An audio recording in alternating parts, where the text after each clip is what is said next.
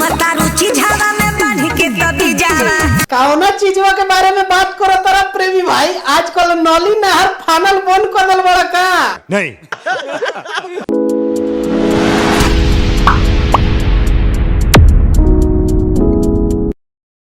तो का हाल बा भाई लोग? भोजपुरी के गांठनाथपुर नगरी में एक बार फिर से आ गइल बानी। लेकिन क्यों? उ का हा कि प्रेमी भाई वो भौजी के चीजवा में ताबीज ढूंढता रहा।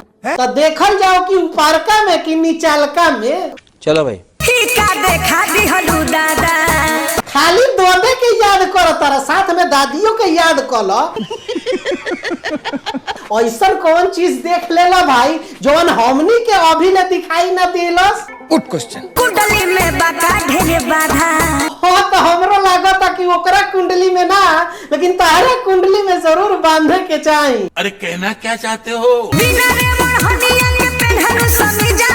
भैया भोसड़पुर वाला एक के समीज ना वन पीस कहल जाला। बात तो सही है। यही से कहल जाला कि आंख के अंधा ठीक पर मन के गंदा ना ठीक। क्या बात है सर, क्या बात है सर। हमनी के नु तारा नियत के बारे में साफ साफ समझ में आवता। घुमता रुचि झावा में बांध के तभी जाला। साला ये समझ में ना आवता कि ये आंधर है कि बिल्कुल बानर है। हमको नहीं पता। अब बताओ जरा कि ये भौजी कहाँ तबीजवा अपना चीज में बोलले बिया? वो तो गर्दन में नु पहनले बिया। सही पकड़े हैं। अब लोग गर्दन या हाथ में ना पहनी तका गाड़ में पहनी। जनली गली ऊपर भर फिर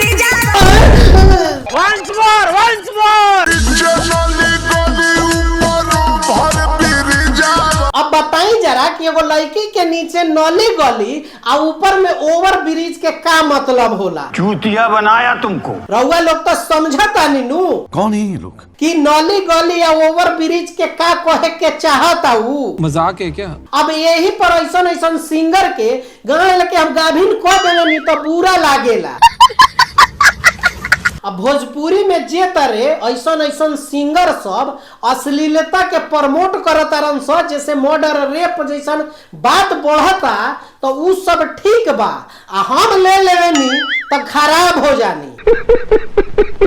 यही से नु कहल बा कि तोहनी करो तो रस लीला आ हम करी तो कैरेक्टर ढीला। कंट्रोल। रेलाई जारी रही, जौवन उखाड़े के बा उखाड़ लसन। तोनी से डराए वाला ना बानी, तोनी गावल ना छोड़बे, हम बजावल ना छोड़ब। ये बड़ी अच्छी बात कही है। अब रउआ लोग के का लागता नीचे कमेंट करके बताई, तब मिला तानी अगला वीडियो में। लेकिन जाए से पहले अगर ये वीडियो फेसबुक पेज पर देखा तानी तब पेज के फॉलो कर ली, अगर यूट्यूब चैनल पर देखा तानी तो चैनल के सब्सक्राइब कर ली। ठीक है, मिला तानी, बाय बाय, टेक केयर, जय हिंद।